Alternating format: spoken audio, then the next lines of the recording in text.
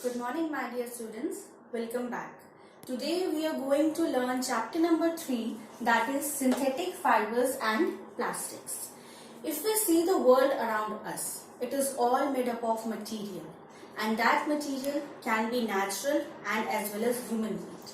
Natural material that is given by the nature, like its wood, cotton, metals, etc.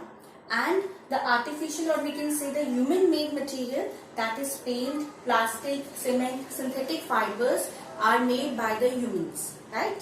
So if we talk about plastic and synthetic fibers, they are made up of small units, or we can say that molecules that are known as polymers. Now what are polymers? Polymers are actually long chain of similar small molecules known as monomer. So in simple language, when large number of monomer combine, they used to form polymer. Now we can divide monomer into two parts. One, mono plus mer. Mono stands for single and mer stands for unit, means a single unit. And when this single unit combines in a large number, it forms polymer. Again we can divide it like poly plus mer.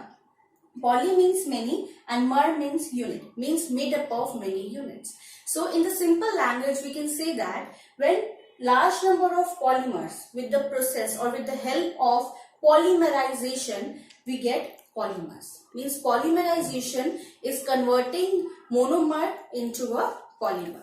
For example, polyester. Poly means many and ester is a single unit, means the monomer of polyester. So large amount of ester when combined, it forms polyester. Now there are two types of polymer. You can see here, one it is linear and second it is cross-linked. Linear means straight and cross-linked means each of the molecule or the atom is linked with other four atom or molecule.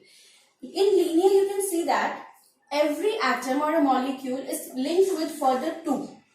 And in cross-link you can see that a single one is attached with the four bonds. So if we want to break it, if we want to demold it, we need very less amount of energy to break it. Whereas for cross-link we need large amount energy to break it because of the difference in the bonds.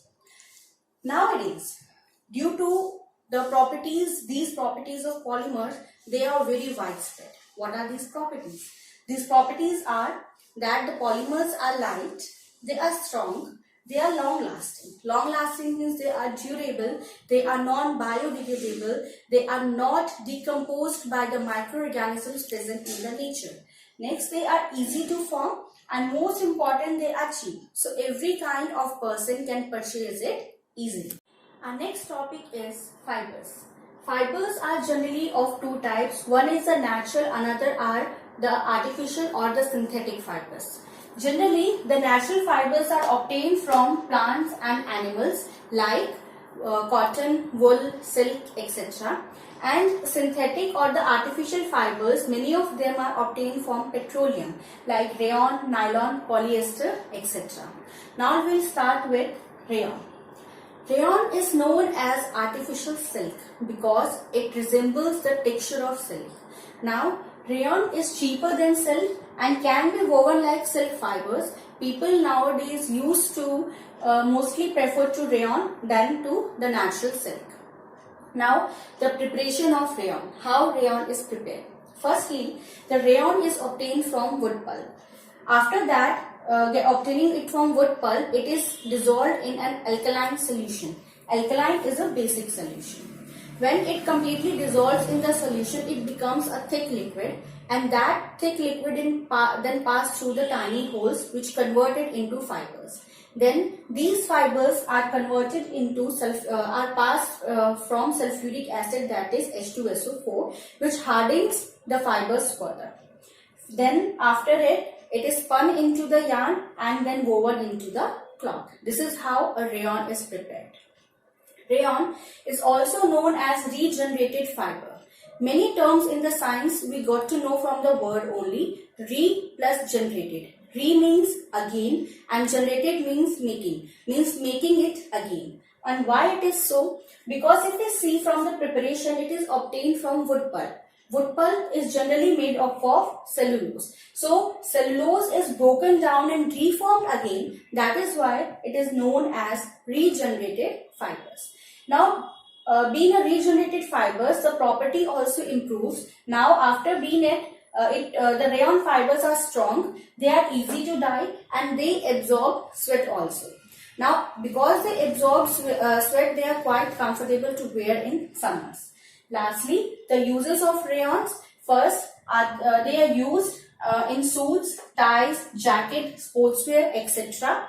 And secondly, as it has a silky texture, it is used in making blanket, curtain, carpets, etc. The next synthetic fiber is nylon. It was the first fully dried synthetic fibers made up of chemicals. Now, nylon used to get its name from New York and London. You can see NYLON, that is nylon. Now, what are the properties of nylon? First, it is stronger than the steel. It is elastic. It is light and easy to wash. It absorbs very little water and dries quickly, and also it is wear and wrinkle resistant. On the basis of these properties, there are many uses of nylon.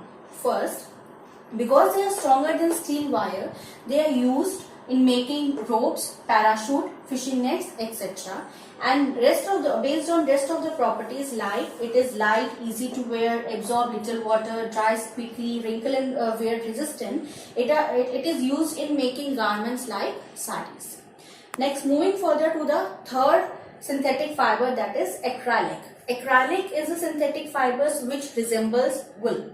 What are the properties of acrylic? That it is lightweight, soft, wool-like. It gives wool-like feel, so it is warm and can be dyed into variety of colors. So, based on these properties, the cloths made up of acrylic are cheaper than the wool.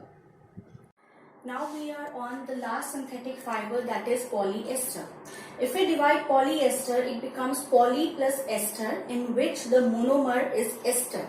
Means when we combine a large number of ester, it gives us polyester.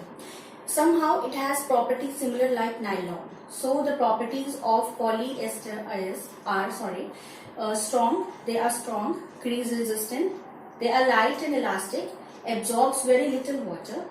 Polyester when mixed with cotton, it gives polycot, and polyester when mixed with wool, it gives polywool. Now coming to the uses of the polyester, that it is used in making cloths like trousers, shirts, etc. As it is water resistant, it is used in making jackets, raincoats, etc. PET, which is another form of polyester, is used in making water, films, wires, etc. Now, coming to the characteristics of synthetic fibers. We have learnt about 4 synthetic fibers. Summing them up, we are here with this, that the synthetic fibers are strong, they are crease resistant, they are easy to wash, and they are long lasting. No doubt they have many of the advantages, but along with the advantages, there are 2 disadvantages also of synthetic fibers. First, as they do not absorb water, they do not absorb sweat as well. So if they are not absorbing sweat in the summer season, they are it is quite typical to wear, and it's uncomfortable to wear these kind of synthetic fibers in summer. Moreover, these synthetic fibers are not fire resistant. They catch fire very readily, due to which they start burning and melts like a plastic and sticks to the body. That is why it's quite dangerous to wear these kind of synthetic fiber cloths in laboratory as well as kitchen. So coming on the last topic, that are plastics. Plastics are those materials which can be molded or formed into different shapes. If we are not able to mold any type of material, then it is not a plastic. The main source of plastic is crude oil. Now, there are 2 types of plastics. One is a thermoplastic, second is a thermosetting plastic. Thermoplastic are those plastics which on heating softens and harden on cooling again and again. मतलब आप उसे जितनी बार भी heat देते रहेंगे, it will soft, and then after cooling it will take a shape. that is Teflon and PVC. PVC here stands for polyvinyl chloride. Next is thermosetting plastic. It is the type of plastic which can be softened on heating only once. That means if you are giving it heat again and again, it will not take any kind of shape. It will take shape only once. So that is bakelite and melamine. Moving forward with the properties of plastics. Basically, the plastics are lightweight, strong, non-biodegradable, durable, non-lasting. That is why we are using the plastics in our kitchens, right? As well as they are waterproof, insoluble in water. They are poor conductor of heat and electricity. That is why we are using plastic in making the switchboards and the handle of utensils, cooking utensils. Lastly, they have no reaction with air and water. That is why large amount of chemicals are used to store in the plastics.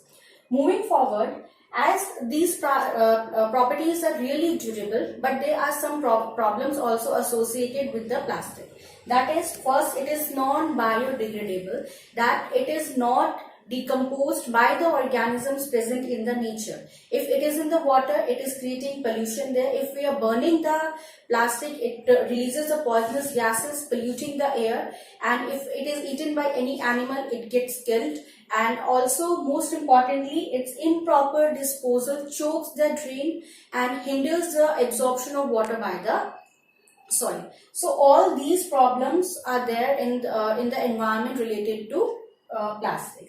Now, if we are able to take some actions, surely the problems of plastic can be overcome. Like less using plastic means taking materials with less plastic packaging, using paper and cloth bags. Moreover, the 4 R's: refuse, recycle it, reuse, use again, and reduce the number of plastic material. Using these actions or the conservation actions will surely decrease the amount of plastic, and using it wisely is the most important factor. Hope students, you all have understood the concept really very well. Do take a revision. Take care. Bye bye.